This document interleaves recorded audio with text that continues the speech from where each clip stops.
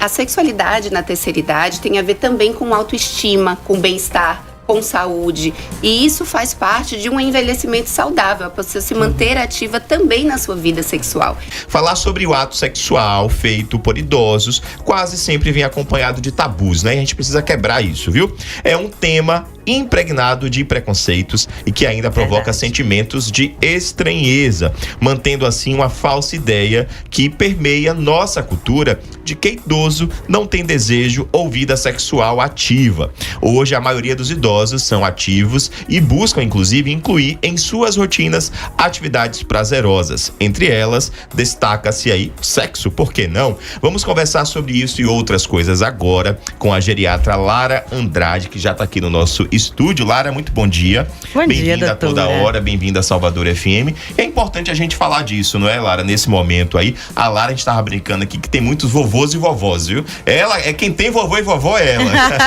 Bom dia, Lara. Bom dia. Bom dia, é um prazer estar aqui com vocês hoje no Salvador FM, falando de um tema tão importante que é a sexualidade na terceira idade, né?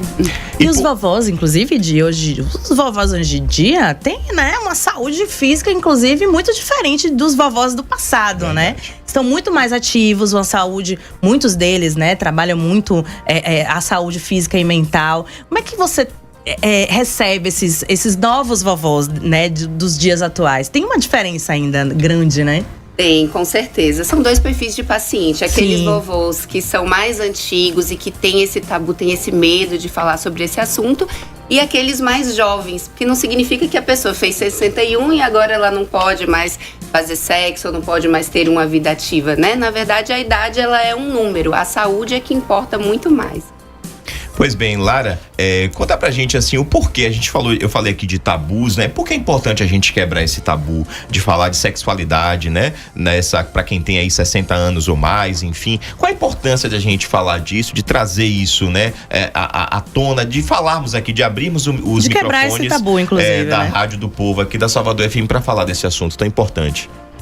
Justamente porque a sexualidade na terceira idade tem a ver também com autoestima, com bem-estar, com saúde, e isso faz parte de um envelhecimento saudável, a pessoa se manter ativa também na sua vida sexual e ter essa abertura para poder falar sobre suas dificuldades, sobre esses tabus, faz com que a pessoa ela se sinta mais à vontade, né? Inclusive a gente tem um dado que aumentando HIV, sífilis nessa faixa etária, porque às vezes as pessoas têm medo de perguntar, ou o próprio profissional não aborda esse assunto e esse assunto fica ali meio velado, ninguém trata sobre ele, e é importante a gente desmistificar algumas coisas, tirar dúvidas, porque às vezes o sexo no envelhecimento ou na terceira idade não é como no jovem, e a gente precisa ver alternativas para poder viabilizar que essa pessoa consiga, né, ter essa vida sexual de forma satisfatória. Então é importantíssimo falar sobre isso. Dentro dessa saúde íntima, né, doutora, a gente sabe que o corpo também muda muito, né? Muda muito. A indústria farmacêutica, inclusive, já tem produtos específicos, né? O acesso a esses produtos hoje em dia o acesso está mais fácil? Como é que a senhora orienta também esses pacientes que chegam com algumas queixas, né, do aparelho íntimo também? Com certeza. Com o envelhecimento, a gente pode ter algumas condições mais comuns, como disfunção erétil, secura vaginal, problemas, né, de ansiedade, tudo isso. E, às vezes, as pessoas, elas procuram produtos, procuram remédios sem orientação médica. E é aí que está o perigo, né? Apesar de a gente ter um fácil acesso, a gente não tem tanta informação sobre quem deve usar, como usar, né? Como abordar isso. A gente tem alterações do corpo, tem alterações da mulher na menopausa, alterações hormonais, e tudo isso precisa ser avaliado e conversado para a gente traçar estratégias para a pessoa poder ter uma vida sexual ativa de forma segura, né? Pois é, doutora. Inclusive, a senhora falou em medicamentos, né? E é importante a gente trazer esse alerta aqui, porque muitas pessoas acabam utilizando medicamentos, né? Conhecidos aí bastante no mercado, que, como a senhora bem colocou, né? De fácil acesso, inclusive. Mas quais os alertas que a senhora pode trazer? Primeiro, são duas perguntas. Primeiro, para os idosos, pessoas aí que estão na melhor idade, que precisam sim procurar uma orientação médica antes de utilizar, acredito eu, de utilizar esse medicamento. medicamentos e também, doutora, o alerta que a senhora pode trazer para as pessoas que às vezes não necessitam, sei lá, digamos assim, dessas medicações e acabam tomando essas medicações. Primeiro, para os idosos, né? Eles devem sim procurar uma orientação médica antes de tomar uma medicação, como a gente tem aí Tadala, né? Esses medicamentos assim. Esses medicamentos, né, os famosos azulzinhos, como ficaram conhecidos, que é o sildenafila, tadalafila, são medicamentos vasodilatadores para aumentar, né, a ereção ou o tempo de ereção e não são indicados para todos os pacientes. Eles têm indicações precisas. Nem toda disfunção erétil tem indicação de tadalafila e tem riscos também, por serem vasodilatadores, se o paciente tem uma tendência à hipotensão ou se o paciente tem uma angina, tudo isso pode ter uma interação e o medicamento pode às vezes não trazer o benefício esperado.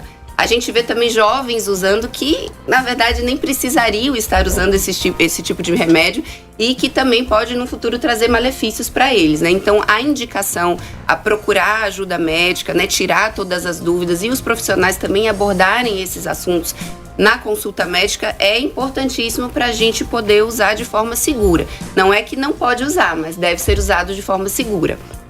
E no caso, rapidinho, Ju, no caso dos idosos, eles também precisam ir no médico antes para pegar essa orientação, não é só ir lá comprar na farmácia e tomar, não. Não, a gente precisa avaliar o risco cardiovascular, avaliar a real indicação, porque o sexo não se trata só da ereção, principalmente na terceira idade. Existem outras coisas envolvidas, né? Não é só o ato sexual, é muito mais que o ato sexual. Se trata de intimidade, de afeto. Então, a gente tem que avaliar o que está envolvido ali, por que aquela pessoa, às vezes, não está tendo uma vida sexual satisfatória, que vai para muito mais do uso do remédio, né? Com certeza. Doutora, uma pergunta bem básica. A partir de qual idade a pessoa já deve procurar um geriatra? Olha só, apesar de no Brasil ser considerado idoso a partir de 60 anos, você deve procurar muito antes para se preparar para o envelhecimento. Então, eu tenho pacientes de 45, de 50 anos que estão se preparando para envelhecer bem. E existem todas as medidas de prevenção, porque afinal não se trata de viver muito, mas se trata de viver bem, de viver melhor. Então, não existe esse marco de idade. A partir de 45, 50, se você quer se preparar para envelhecer bem, pode procurar o geriatra. E qual a importância, doutora, de procurar um geriatra, né? Para quem não sabe, o que é que o geriatra faz? Como é que ele ajuda aí esse idoso ou aquela pessoa que está procurando também, como a senhora bem colocou aqui, a especialidade agora aqui, para envelhecer bem? O que é que o geriatra faz? O geriatra, ele vai gerenciar o envelhecimento, ele vai estar atento a todas as medidas de prevenção para aquela pessoa ter um envelhecimento bem sucedido. Se é uma pessoa que já é idosa e tem várias comorbidades, ele vai avaliar interações medicamentosas. Às vezes a pessoa ela vai em vários especialistas e fica ali perdida, tem várias receitas, não sabe o que usa. O geriatra, ele vai organizar isso aí, ele é especialista em todas as doenças mais comuns do envelhecimento.